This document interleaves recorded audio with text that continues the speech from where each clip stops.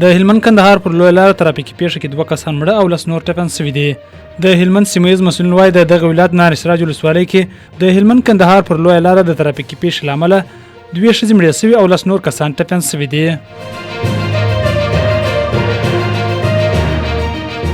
د فراه ولایت ځایي چارواکو ویلي دي چې د شیخ ابو نصر فرهي بندر کې ملي سوداګرو او پانګوالو ته د پارکونو او فابریکو په موخه د ځمکو د ویش لړۍ پیلېږي. د فراه والي د کرنې اوبو لګولو او مالدارۍ رئیس او د یاد ولایت یو شمېر نورو چارواکو په دې اړه غونډه کړې ده. په دې غونډه کې پر دې خبرې شوې دي چې مولوي شاه محمد سروري، ښاروال مولوي محمد ولی ادریس، صنعت او سوداګرۍ په شیخ ابو نصر فرهي بندر کې ملي سوداګرو او پانګوالو ته د صنعتي پارکونو، فابریکو، نمرو، زیرمو، ولسي وګړو ته د ښه چوپړ او هڅو په موخه د ځمکو د ویش لړۍ پیلېږي.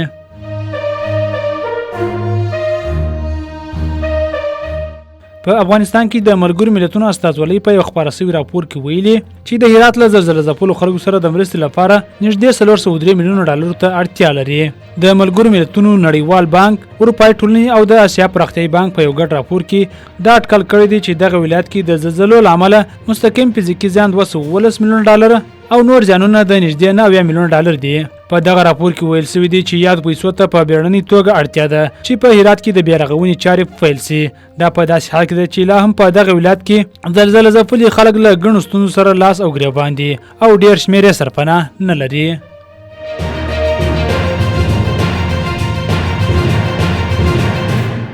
د کابل ښاروالۍ مسؤلین ویلي دي چې د 14 ناحیې له بازارونو څخه د سارنې پر مهال 15 ټنه تاریخ تیر او بې کیفیته خوراکي توکي راټول کړي دي. د مسؤلینو په خبره په دې لړۍ کې یو شمېر لوډ سپیکرونه چې د غږیزې ککړتیا لامل ګرځېدلي وو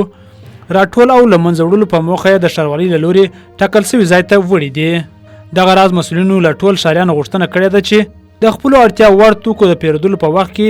د هغو نیټې او کیفیت ته پام وکړي او د دې ترڅنګ یې له فعالیت کوونکو هم غوښتي چې د بې کیفیته توکو له پلور څخه په کلکه ډډه وکړي.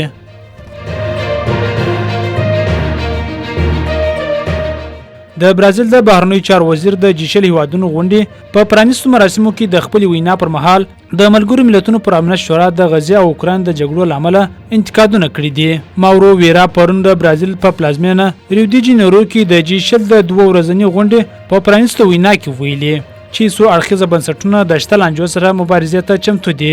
او دا مسله د روانې شخړې په تړاو د ملګرو ملتونو د امنیت شورا د بې کفایتۍ ښکارندویي کوي. دا په داسې حال کې ده چې څو ورځې وړاندې برازیل د اسرائیل سفیر هم په غزه کې د روانو ظلمونو له امله له خپل هیواده ایستلی دی.